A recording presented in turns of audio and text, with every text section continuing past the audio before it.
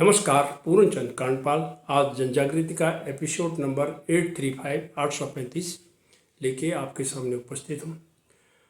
आज मैं एक कहानी के माध्यम से बताना चाहता हूँ कि सच्ची तीर्थ यात्रा क्या होती है। सब लोग कहते हैं यार अपने जीवन में जिसका जो भी धर्म संप्रदाय हो, जिसे भी वो जहाँ श्रद्धा हो मानता हो, तो यार मैं वहाँ चला जाता तो अच्छा था, तीर्थ यात्रा कराते। लोग कहते हैं कि वो तीर्थ व्रत में, अब वैसे कबीर ने अलग कहा है, मोह को कहाँ ढूंढे रे बंदे में तो तेरे पास में, ना तीर्थ में ना मूर्त में ना काबा कैलाश में, ना मंदिर में ना मस्जिद में ना एकांत निवास में। ये थोड़ा सा उनका एक छंद है। तो वो तो ऐसा कहते हैं वो तो तेरे पास में है। लेकिन आज की कहानी जो मैंने कक्षा 6 में पढ़ी थी, जब अंग्रेजी भी मैंने कक्षा 6 से शुरू करी थी, हमें अंग्रेजी का ABCD ही मालूम नहीं था, बोलना नहीं आता था। तो दो पात्र हैं उसमें, एफिम एंड एलिशा। तो हम बोल नहीं पाते थे, लेकिन आज मैं बोल पा रहा हूँ क्योंकि थोड़ी सी अंग्रेजी सीख चुका हूँ।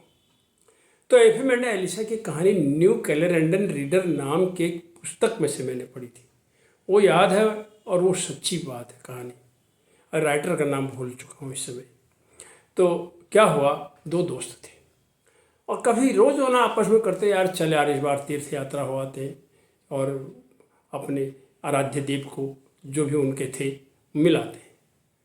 दूसरा कहता यार क्या रखा है, उसका जो दोस्त एफिम कहता था चल यार चल यार। एलिशा कहता था नहीं यार क्या रखा है, ऐसे ही कुछ सामाजिक काम कर लेंगे, सेवा शुश्रूषा में जीवन लगा देंगे। ठीक है हम दोस्त हैं, तू जाना है तो जा, मैं तो नहीं आता हूँ। लेकिन इसके बावजूद भी एफिम ने उसको जैसे तैसे राजी कर लिया और एफिम और एलिशा दोनों यात्रा के लिए चल पड़े। जब यात्रा में चल पड़े तो वो दौर उस हिसाब से पैदल का ही था, तो कहानी के हिसाब से तो पैदल जब पहुँचे तो रास्ते में वो एक जगह रुके। तो रात को एक बुढ़िया के घर में रुके। बुढ़िया बीमार थी और वही उसको कोई सहारे की ज़रूरत थी।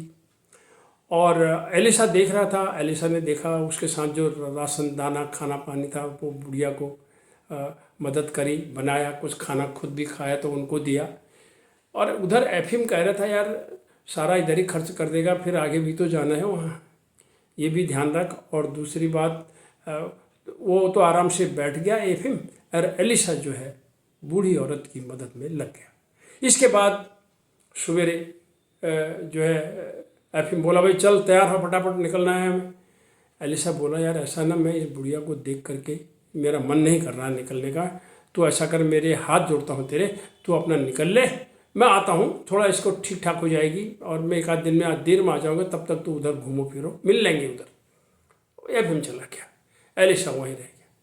उसके बाद वो मेहनत में लगा रहा और 2-4 दिन ऐसे निकले। एलिशा जो है उसका सब राशन पानी दाना वाना पैसा खर्चा हो गया और एलिशा जो है अपना घर को वापस आ गया वहीं से। उधर एफिम वो पहुंच गया तो जहाँ वो उनका पूजालय था, वहाँ पहुँचने के बाद वो क्या देखता है, उसको आश्चर्य हुआ, उसको गुस्सा आया। वहाँ जाके उसने देखा कि इनर चैम्बर में जो अंदर उसका गुफा है, वहाँ एलिशा खड़ा है।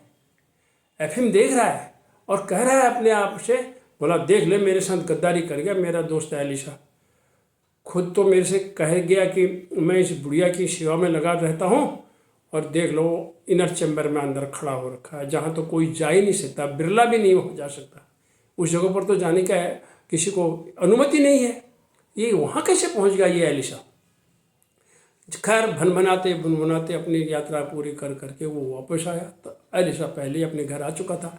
अब आते ही उसने जाके दोस्त से कहा, बोला तू गद्दार है, तू ये है और तू वो है, तूने मेरे से धोखा किया। बोला मेरे से ऐसा कहा, और तू वहाँ इनर चैम्बर में था, हैं मुझे तूने उल्लू बनाया तू तो इनर चैम्बर में था, मैंने अपनी आंखों से देखा तुझे। एलिशा बोलता है मैं कहीं नहीं था, मैं अपने सीधे घर आ गया, मेरा राशन खत्म हो गया, वो सब हो गया, और मैं तो वो बूढ़ी औरत को बता के भी नहीं आया मैं जा रहा हूँ करके। जब उसकी हालत ठीक हो गई थी मैं वहाँ से चुपचाप खसक गया एक सवेरे, अब कुछ नहीं था इसलिए अपने घर को वापस आ गया। मैं सच कहता हूँ मेरे मित्र एफिम, मैं वहाँ नहीं गया, तू वहाँ गया, तुझे मुबारक हो तेरी यात्रा। लेकिन इसका अंत में क्या रिजल्ट निकला कि जो लोग इस तरह की सेवाओं में अपनी ज़िंदगी को लगा देते हैं, वो ईश्वर के पास ईश्वर की आराधना और ईश्वर के इनर चैम्बर में पहले पहुँचे हुए दिखाई देते हैं। यही एफिम ने वहाँ देखा कि जो जन सेवा है, जो उस बूढ़ी औरत की मदद एलिशा ने करी थी, वो जो देखा उसने, और एफिम उसको देखते रह गया। एफिम की यात्रा का कोई अर्थ नहीं रह जाता है जब हम दिखावे की यात्रा करते हैं। आज भी हम ऐसा कर रहे हैं कि हम दिखावे की बहुत यात्रा करते हैं, जी हम वहाँ जा रहे हैं, यहाँ जा रहे हैं, वो जा रहे हैं, लेकिन वास्तव में क्या हम वास्तव में श्रद्धा के साथ, श्रद्धा भक्ति के साथ, समाज के साथ और जिनको ज़रूरत होती है उनकी मदद करने का विचार लेकर के यात्रा करते हैं? कहानी पर ज़रूर सोचिएगा। न्यू कैलेंडर रीडर दोस्त हैं एफिम एंड एलिशा। नमस्कार, धन्यवाद। सच्ची यात्रा, सच्ची तीर्थ यात्रा।